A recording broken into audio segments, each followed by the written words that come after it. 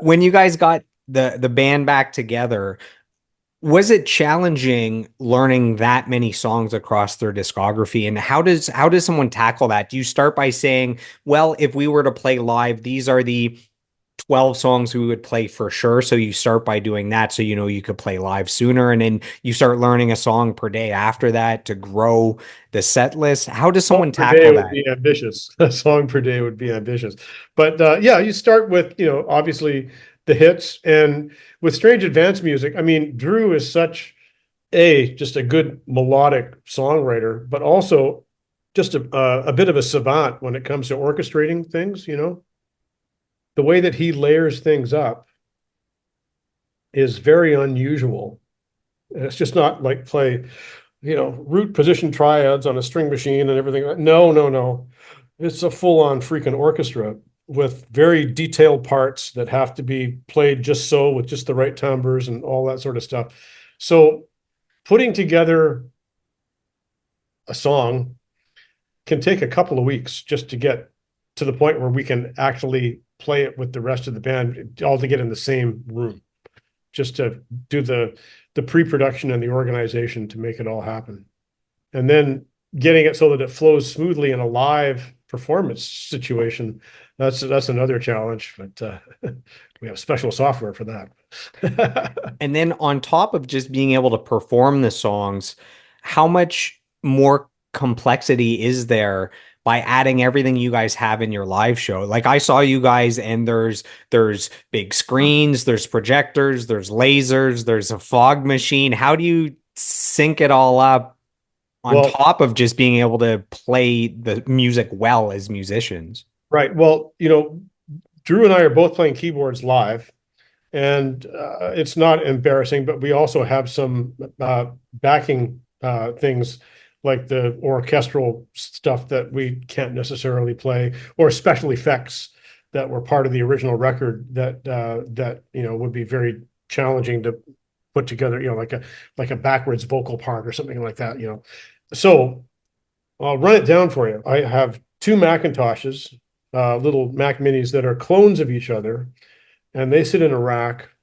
And I'm running Digital Performer and Main Stage on both of them, an identical setup on both. And then I have a system. I have this wonderful box from a Radial called an SW8 that lets me have both the computers connected to it. And if one computer goes down in the middle of performance, it switches over instantly to the other one Wow. under a millisecond. And that's happened 3 or 4 times. That's saved my ass 3 or 4 times. And then at the same time, I'm sending out MIDI time code to our other member of the band, who is Tim Hill, who does all of our visual stuff. He does all the projections and live video, and he's got to be synced to time code as well. And then the click that we're all hearing in our in-ears to keep us all on tempo, because there is no sound on stage at all. It's all direct in-ear stuff. All that is coming from the computer as well. And then to control it all, I wrote an iPad app that has sets up a wireless MIDI session with every Macintosh that's on stage and allows me to put my set list in it. And I can call up any song, start, and then it starts all the machines at once. And yeah, it's you know, it's not like, it's blues in E, it's not like that at all.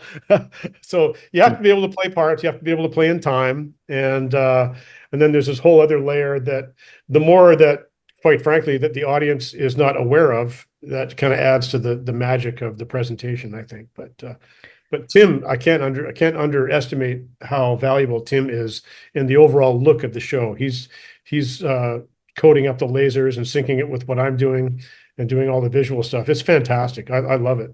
I Man, love it. just hearing all the technology, everything that's going on to make the show run smoothly makes me appreciate the show that I just saw a few weeks ago. I watch and it's just a great live band playing great music. And I guess that's how you know the technology is being used correctly, is you don't necessarily notice how much You don't stuff is even want to going know it's on. there, right? It's just like, that looks cool. That sounds good. That's kind of what you want. And then we have a system now where we all have in-ear monitors, and we all have a separate monitor mix.